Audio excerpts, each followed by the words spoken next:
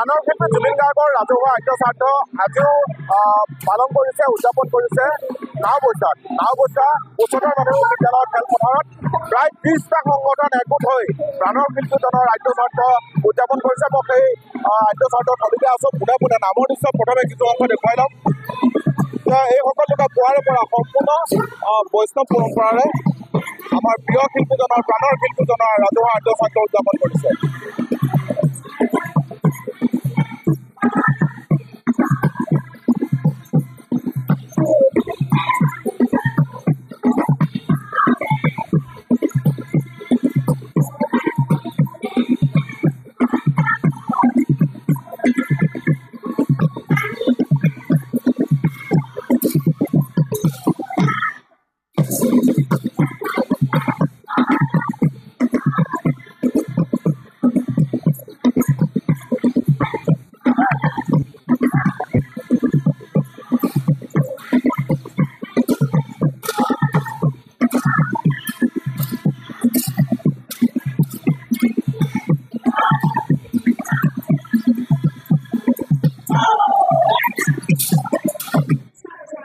এজন শিল্পীৰ প্ৰতি কিমান মৰম চেনেহ থাকিলে বা কিমানখিনি ভাল পালে, কিমানখিনি জনপ্ৰিয়তা থাকিলে শিল্পীজনৰ এনে দৃশ্য আচলতে অসমৰ দেখিবলৈ পোৱা যায়।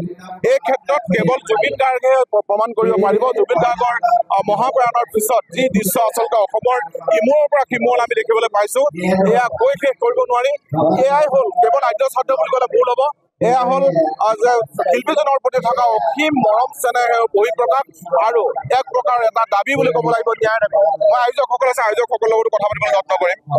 যে মই আপোনাৰ ওচৰলৈ আহিছোঁ যে অসমৰ ইমূৰৰ পৰা সিমূৰলৈ ৰাজহুৱা আদ্য শ্ৰাদ্ধ কিমান উদযাপন হৈছে সেইটো আচলতে আমি গণি শেষ কৰিব নোৱাৰোঁ। এতিয়া এইটোৱে প্ৰমাণ কৰিছে যে প্ৰাণৰ শিল্পী জুবিন গাৰ্গৰ প্ৰতি ৰাইজৰ মৰম চেনেহ ইত্যাদি কিমান আছিলে। কেৱল এজনেই চাগে শিল্পী, সেইজনে হ'ল জুবিন গাৰ্গ। আজি কেনেকুৱা ধৰণৰ কি কাৰ্যসূচী উদযাপন কৰিছে? আজিৰ তাৰিখত আমাৰ প্ৰাণৰ শিল্পীজন নোহোৱা হ'ল, অসমৰ এটুকুৰা হীৰা নোহোৱা হৈ গ'ল, উজ্জ্বল নক্ষত্ৰ খহি পৰিল। এতিয়া অসমীয়া ৰাইজে সৰ্বস্তৰে শ্ৰদ্ধাঞ্জলি আয়োজন কৰিছে, তেখেতক স্মৰণ কৰিছে।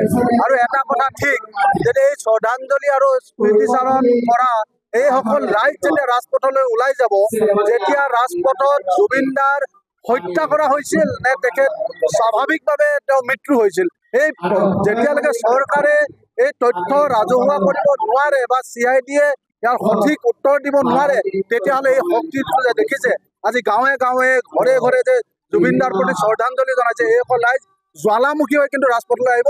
তেতিয়া চৰকাৰ মন্ত্ৰী বাহাদুৰে কিন্তু নিষ্ঠাৰ নাপাব। গতিকে যিবিলাক ৰাজনীতি হৈ আছে, এই ৰাজনীতিবোৰ বন্ধ কৰিব লাগে।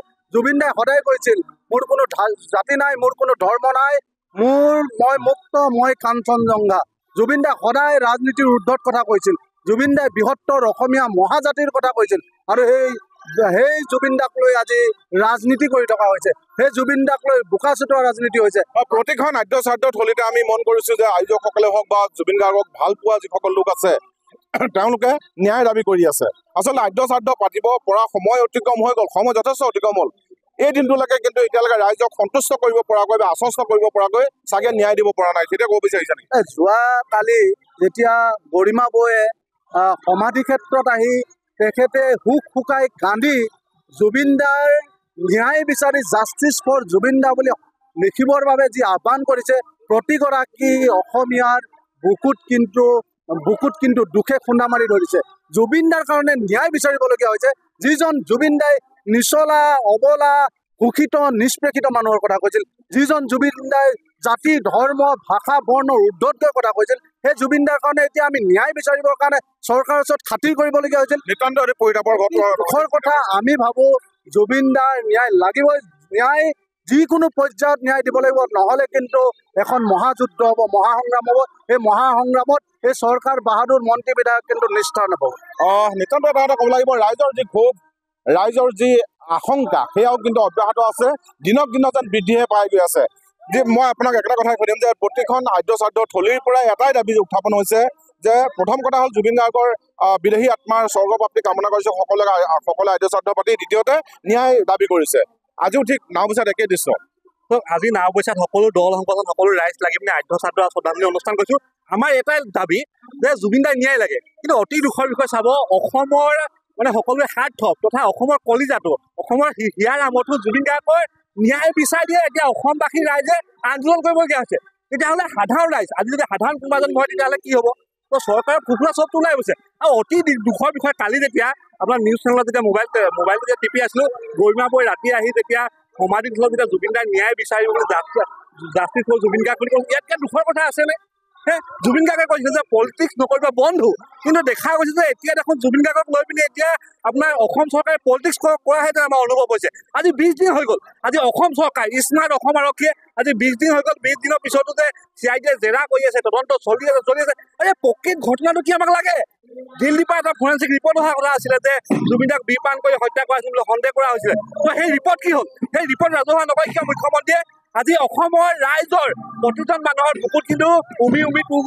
জুই জ্বলি আছে আৰু এনেদৰে যদি আপোনাৰ দেৰি কৰি থাকে অসম চৰকাৰে বা অসম আৰক্ষীয়ে এই জুইকুৰা জ্বলি কিন্তু জ্বালামুখী হ'বলৈ বেছি সময় নালাগে আৰু এটাই কথা যে জুবিন দাৰ ন্যায় লাগিবই হয় সকলোৱে আশা কৰিব যে প্ৰাণৰ শিল্পী জুবিন গাৰ্গৰ মৃত্যু ন্যায় বিচাৰি ৰাজপথ উত্থাল হ'ব নালাগে চৰকাৰে দায়িত্ব সহকাৰে কাম কৰক আৰু মই বৰ্তমান উপস্থিত আছোঁ নাওবস্তাত 30টাকৈ সংগঠন একত্ৰিত হৈ এনেদৰে ৰাজহুৱা স্বাৰ্থ উদযাপন কৰিছে আৰু সকলোৱে ৰাজহুৱা আদ্য স্বাৰ্থৰ পৰা প্ৰাণৰ শিল্পী জুবিন গাৰ্গৰ বিদেহী আত্মাৰ স্বৰ্গপ্ৰাপ্তি কামনা কৰিছে আৰু সমানে জুবিন গাৰ্গৰ যি মৃত্যু অস্বাভাৱিক মৃত্যু তাৰ কিন্তু ন্যায় দাবী কৰিছে আপুনি বিচৰা বাতৰি পাব কেৱল নিউজ 18 এপত নিউজ 18 এপ ডাউনলোড কৰিবলৈ স্কেন কৰক এই QR কোড গুগল প্লে ষ্টৰতো পাব এই নিউজ 18 এপ